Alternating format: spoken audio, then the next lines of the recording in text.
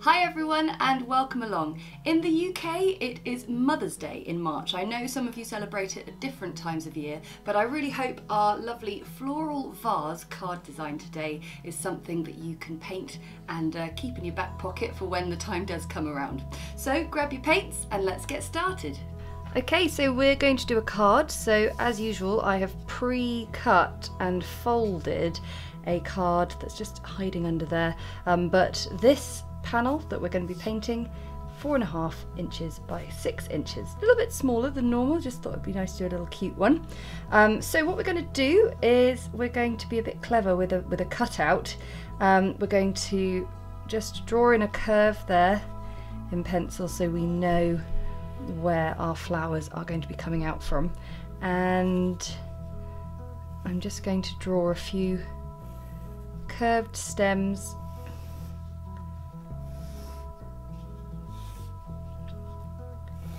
so I know what works. I think it's sometimes nice to plan a little bit.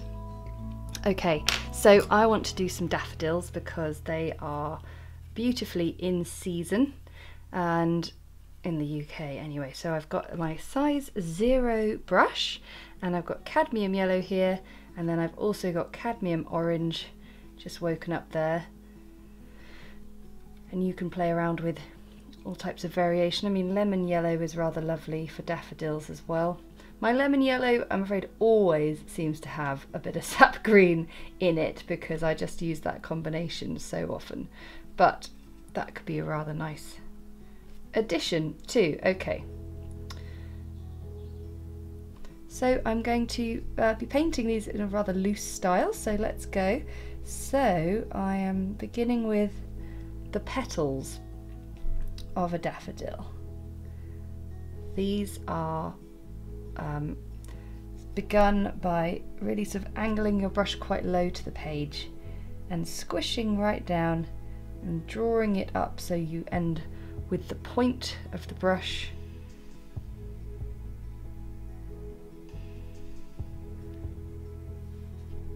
and 5 petals seems to work very nicely.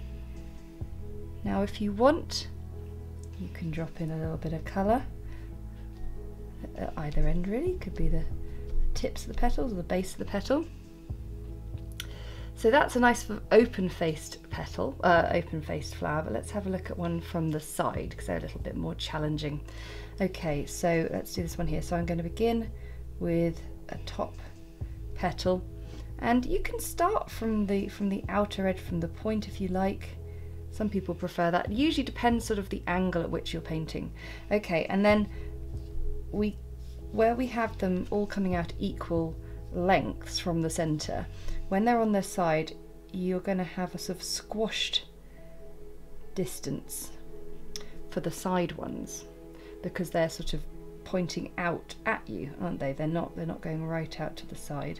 And as you come round to underneath, they're going to stretch out a bit further. And then in the background there, again, they are going to be a little bit squashed, and you'll notice that I'm now doing them with a few more brush strokes and little bits of unpainted space there, just to help with it. That little bit of negative space just helps divide everything out and make it a little bit more defined rather than just being one big blob of paint. So we'll do another one here.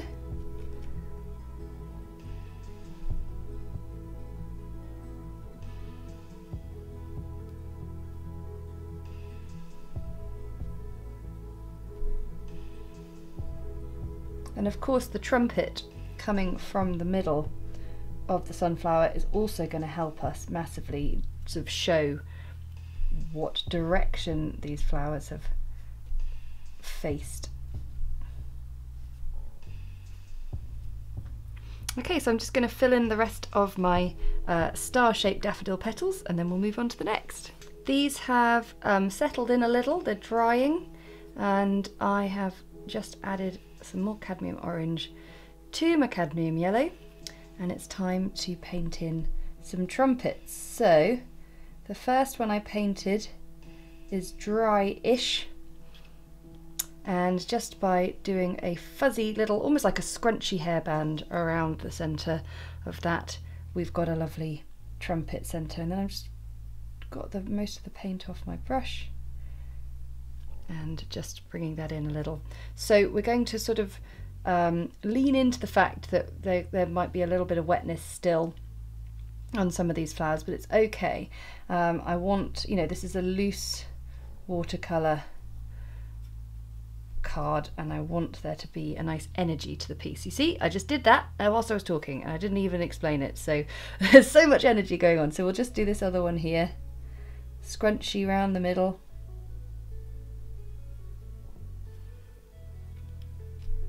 And just bleed it in a little bit. Okay, so trumpet to the side. So there's the base, and we're just going to come upwards and then finish off the cup like that. And another one from the side. There we go. And I did one down here that's sort of facing away so much that we're not even really going to see much of the trumpet, so we'll just put it out like that. So some of you might be like, oh, I feel like that's ruined it slightly. Well, I think that means that maybe loose watercolour painting is not your favourite thing. But the key thing with loose watercolour painting is to have forward momentum. Never look back with loose watercolour painting. It's all about forging ahead and loving what you've done. So trust me, this will look gorgeous. Okay, so we've got our loose watercolour daffodils in there. Now we're going to add muscari, or some of you may know as grape hyacinth, which is a beautiful bluey purple flower that delighted me as a child. I thought they were mini bunches of grapes growing in the garden. Don't eat them, whatever you do. But the lovely thing is yellowy oranges alongside bluey purples is a wonderful complementary colour palette, and they just happen to both be in season around the same time. So I've just been mixing up cobalt blue deep and cobalt violet, 2 cobalts in together. But if you didn't have any cobalt violet, just a tiny bit of pink and a bit more blue will get you the same result. So I've got my size 0 brush, and I am going to be squashing the brush down, looping it round up to the point and finding a little bit of unpainted space. And once I've got a bit of colour down, I want to just take the colour off my brush and just use wetness to fill in the rest. Okay, so we'll do that again. Bit of colour on my brush, little circles, little clusters, and by that point I'm going to clean off my brush and just use the water I've got on it to create little loops, and that colour will slowly bleed down.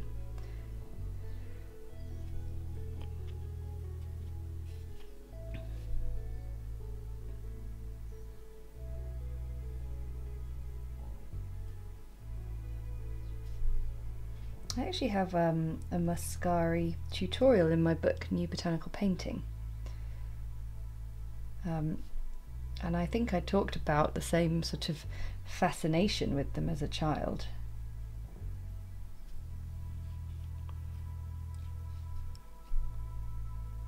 But this is a really fun technique. It's the same kind of technique I use for painting little raspberries, blackberries. I've got a nice blackberry tutorial with the blossom actually in my flowers and foliage playlist if you're interested. There's so much to enjoy on this channel. We've been going for coming up to 2 years, and we've been creating at least 2 videos a week for that whole time.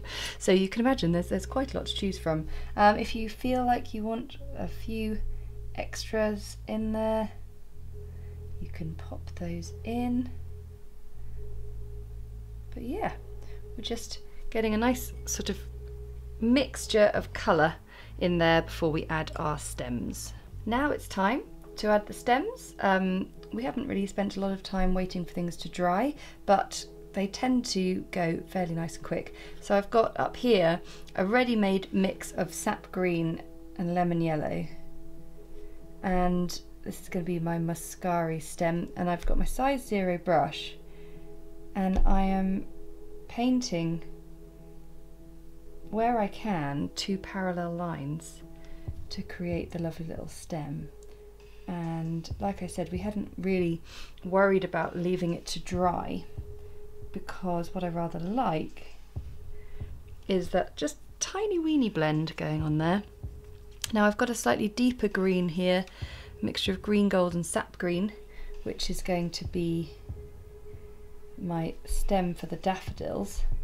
Now, if you need reminding, a daffodil stem, sort of about a few centimetres from below the flower, it has this kind of papery sepal of a seed pod, which also helps angle the neck. So I'm just allowing my stems to come up short.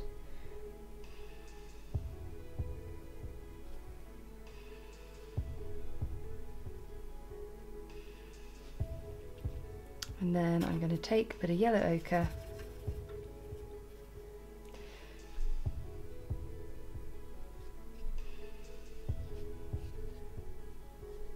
and just finish off.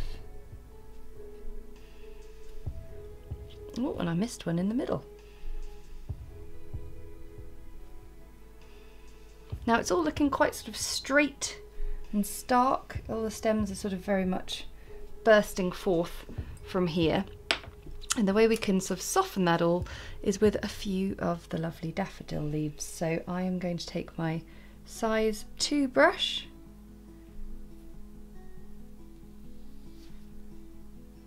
and just add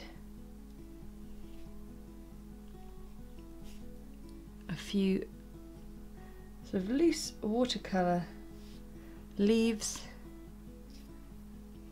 that aren't too worried about what they paint over.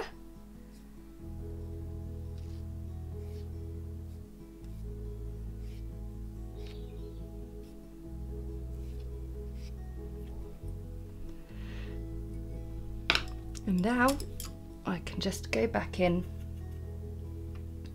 to my daffodils and just add a little bit more detail. So I've got a bit of cadmium orange mixed in with cadmium yellow, so I can just add a few more strokes of colour to the petals.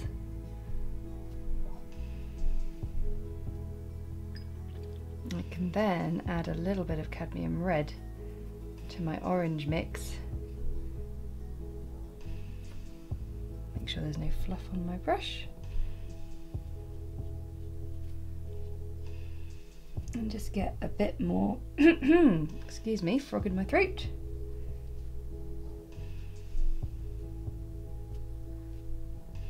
A bit more definition on these. So you see, it's all about just building up. And what did I say? Forward momentum.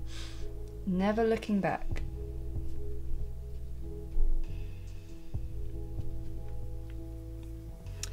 The Muscari also can enjoy a little bit of darkness on them with a bit of a deeper blue.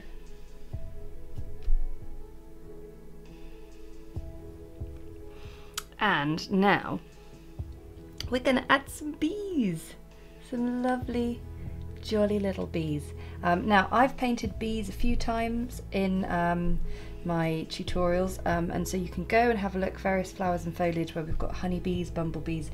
Today we're just going to do a really simple bumblebee. So I've painted a little yellow, sort of yellow bean, I suppose. I'll have another one there.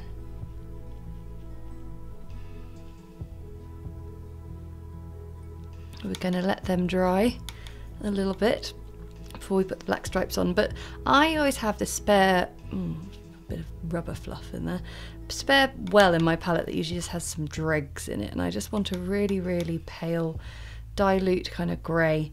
So if you haven't got a spare well and your palette is very neat and tidy, then all you need to do is get the tiniest bit of burnt sienna, tiniest bit of Payne's grey, mix it with plenty of water in your palette, and then even though it looks invisible as I put it on, it will crisp up really nicely and just turn into little wings. So we are now going to put this to one side, let it dry, and we have to now make a vase. So I've got another piece of watercolour paper and a pencil and some scissors, and what I've done is just placed it over the top and just drawn in sort of where the vase is going to sit, and let's sort of have it come down to about there. Now it's completely up to you what you decide to do. You could do a very simple vase, you could do something very fancy. I'm doing something a little bit ornate, I think.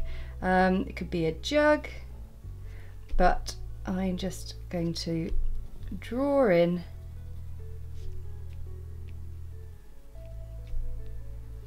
this vase, and I rather like the sort of wobbly character of it, and now I'm going to cut it out. So I've cut that out, but what's great, it doesn't matter at all about all the pencil lines, because all we need to do is turn it over and we've got ourselves a beautiful clean vase. So if I just move my greetings card out the way, and I can paint this, and it's completely up to you how you want to paint it. I quite like the idea of doing a slightly stylized sort of scribbly illustration of a rather fancy ornate vase. So I've just got some Payne's grey with a little bit of French ultramarine blue, and I just want to do some silly little sort of line drawing details in a very sort of naive style.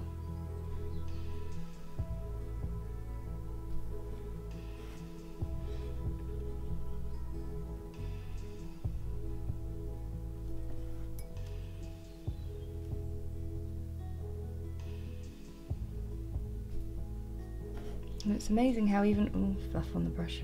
It's amazing how even with the tiniest brush in my kit, I can still get a thin and thick line.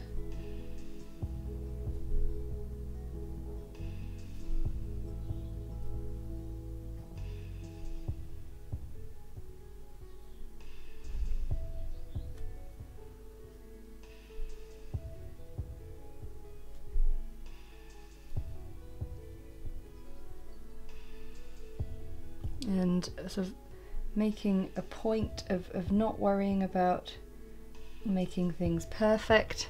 Honestly, it will have so much more character if you just sort of let it do its thing.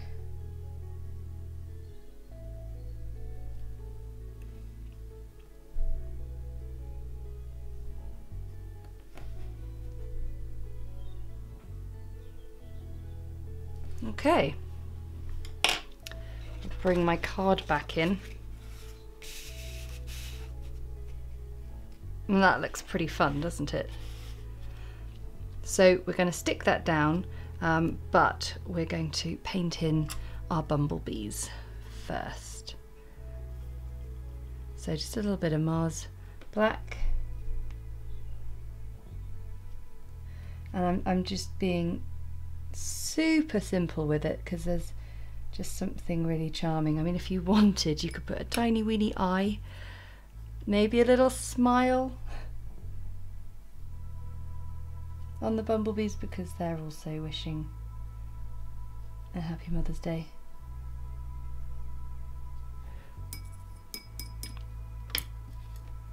So we're gonna stick that on and then just do some finishing touches. So our vase is stuck on just with a little bit of all-purpose glue, and I've got a pen if we want to write a little message. You could either have a little speech mark coming out of the B maybe, but I think I'm just going to write for Mum.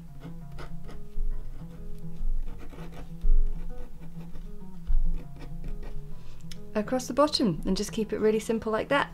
Could be something like, you could put to Queen Bee maybe if you've got some bees in there, or anything you want, but just a simple pen will just finish off this really lovely, sort of very relaxed feeling card, I think, that's very seasonal for spring, particularly if you are celebrating Mother's Day in the UK around this time. So yeah, I really hope, even if you don't need a card like this particularly for this occasion, that you might find another reason to create this to make someone else smile. Thanks so much for watching. I want to say a huge thank you to our patrons for their support, because that support enables us to keep creating videos like these that everyone can enjoy. And if you enjoyed it, then hit the like button and comment below to let me know how you got on with that one. And of course, tag us on social media at De Winton Paper Co on Instagram if you're sharing your work there. And of course, if you never want to miss another video, just hit the subscribe button and that little notification bell, and we'll see you again next time.